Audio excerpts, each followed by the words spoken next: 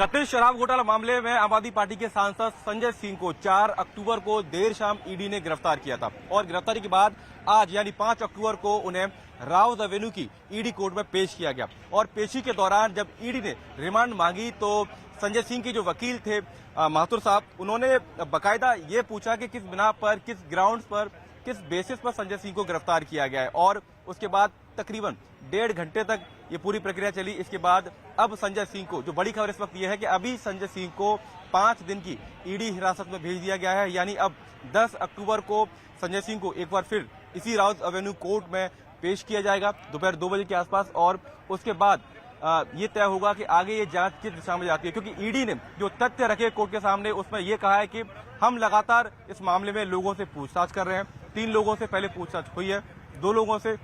और पूछताछ होनी है। साथ ही 4 अक्टूबर को संजय सिंह के घर पर, उनके घर से हमने कुछ इलेक्ट्रॉनिक डिवाइसेस उनको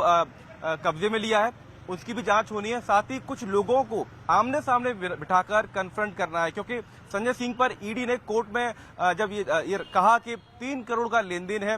संजय सिंह के जो करीबी हैं सर्वेश मिश्रा, उनके जरिए ये पूरा लेन देन हुआ, ये नाम लेकर बाकायदा ईडी ने कोर्ट में कहा। और इसके बाद क्या क्या हुआ वो सारी बातें हम आपको बताएंगे, क्योंकि हम लगातार कोर्ट में मौजूद थे और उसके बाद लगातार तमाम तरीके की दलीलें दी गई। लेकिन सबसे बड़ी बात, जब अंत में जब ईडी की तरफ से और संजय सिंह के वकील ने अपनी दलीलें रखी, अपनी बातें रखी, उसके बाद लास्ट में जब संजय सिंह बोले तो उन्होंने सबसे पहले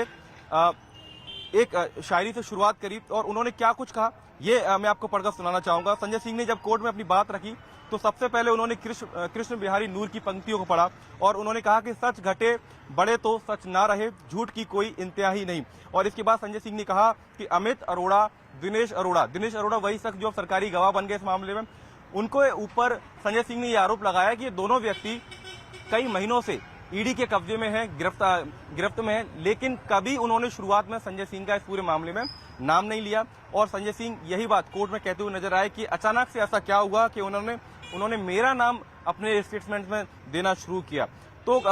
उन्होंने जज साहब से यह भी कहा कि मैं हाथ जोड़कर कहूंगा कि मैंने अगर कोई गुनाह किया है तो मुझे सख्त से सख्त सजा दी जाए, लेकिन इन्होंने मुझे एक बार भी, मतलब ईडी ने मुझे एक बार भी समन नहीं भेजा और सीधे मेरे घर पर रेड की, सर्च ऑपरेशन चलाया और उसके बाद मुझे गिरफ्तार कर लिया। तो ये तर्क संजय सिंह ने अपनी तरफ से दिया। और दूसरी तरफ से जो ईडी के वकील थे उन्होंने लगातार ये बात कोर्ट में रखने की कोशिश की कि संजय सिंह के जरिए जो शराब बनाने वाली कंपनियां हैं उनको फायदा पहुंचा और वो पैसा संजय सिंह के पास वहां से पहुंचा और उसमें संजय सिंह के करीबी हैं सर्वेश मिश्रा, उनका भी नाम बाकायदा ईडी की तरफ से लिया गया। तो तकरीबन 1.5 घंटे तक ये पूरी प्रक्रिया राउत एवेन्यू कोर्ट में चली और इसके बाद ये फैसला रिजर्व रखा गया। उसके बाद अब 10 अक्टूबर यानी 5 दिन की ईडी रिमांड संजय सिंह को उनको रिमांड में भेजा गया है और अब इंटरोगेशन और ईडी करना चाहेगी। ईडी ने बार बार, ईडी के वकील ये कोर्ट में कह रहे थे कि हमें और पूछताछ करनी है, जो तथ्य हमें मिले हैं, जो दस्तावेज हमने संजय सिंह के घर से बरामद किए हैं, उनमें पैसे की लेन देन की बात साबित होती है, इसीलिए हमें उनसे और इंटरोगेशन करनी है, कुछ लोगों को आमने सामने बिठाकर उनसे पूछताछ करनी है। तो इन तमाम दलीलों को ईडी के वकील की तरफ से दिया गया और जब अंत में संजय सिंह ने कहा कि अमित अरोड़ा और दिनेश अरोड़ा लंबे समय से कस्टडी में है तो उन्होंने मेरा नाम पहले क्यों नहीं लिया, तो इसके जवाब में ईडी ने कहा कि दिनेश अरोड़ा ने कहा है कि संजय सिंह काफी प्रभावशाली व्यक्ति है और इसीलिए उनका नाम मैंने शुरुआत में नहीं लिया। विजय नायर ने उसको धमकी भी दी थी कि अभी 2 और ऐसे लोगों का नाम आना बाकी है। तो ये दलील बाद में ईडी की तरफ से दी गई। ये कहा कि दिनेश अरोड़ा ने ये कहा है कि संजय सिंह प्रभावशाली व्यक्ति हैं, इसलिए शुरुआत में उन्होंने संजय सिंह का नाम नहीं लिया। लेकिन फिलहाल आम आदमी पार्टी के सांसद, राज्यसभा सांसद संजय सिंह की मुश्किलें थोड़ी बढ़ती हुई नजर आ रही है, क्योंकि करीब 1.5 घंटे की इस पूरी प्रोसीडिंग के बाद, पूरी प्रक्रिया के बाद जब रिमांड एप्लीकेशन ईडी की तरफ से दाखिल की गई थी तो जब ये पूरा प्रोसेस चल रहा था तो उस वक्त संजय सिंह वहां पर थे और उनके हावभाव से पता लग रहा था कि